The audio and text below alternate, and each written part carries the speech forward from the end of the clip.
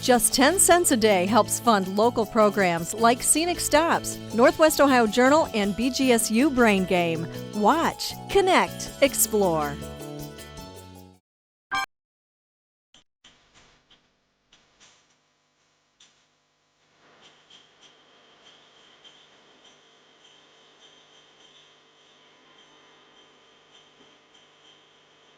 It's thought that maybe the first Christmas tree originated with Martin Luther, and he was walking through the woods and the stars were gleaming through the branches of the tree, and he got the idea to bring the tree inside at Christmas time, and they would put candles on the tree to replicate the stars sparkling through the tree outdoors. And then eventually the tree became popular to use in the homes. And in the 1800s, many ornaments were made and manufactured in cottage industries in the European countries. The first artificial Christmas trees were made in the late 1800s, and they were made from fowl feathers, goose feathers, chicken feathers, ostrich feathers, usually whatever fowl that they ate, they would recycle the feathers. And so someone, but we really don't know who, had the idea that they could make Christmas trees from those feathers. When you wrap the feather around the wire, the feather opens and it looks like a pine branch or a pine tree. And so they started to reproduce or make feather trees then in the late 1800s, and they were popular all the way up until World War II. I first learned of the feather trees because I started to collect antique Christmas ornaments, and then I discovered what a feather tree was and realized then that we had one in my family, but I didn't know that they were made from feathers.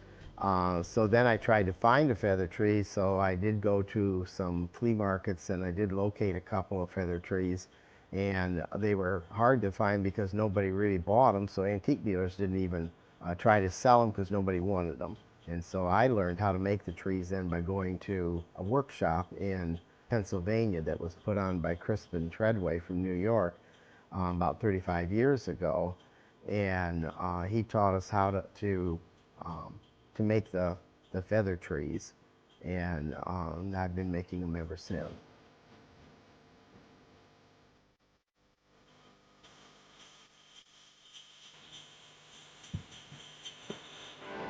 What you have to do is decide how tall do you want your tree, and then you have to scale your length of your limbs proportionately with the height, and then you would cut wires using 16 gauge wire, and then that would be used for the branch, and the wire is covered with floral tape, and the end of the wire you use a berry, which then camouflages or covers the end of the wire so you can't see it. The feathers are then wrapped around that wire. After you get all of your branches finished, then you assemble the tree starting at the top and working your way down. So you'd begin with the shortest limbs and work down to the longest. Trees are made as short as 6 inches and as tall as 12 feet.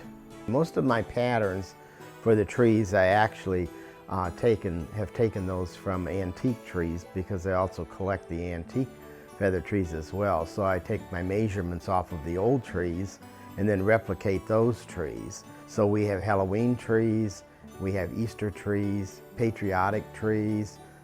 So there's usually one for about every 3 months. So many people will buy several trees and then they have one for each of the holiday seasons.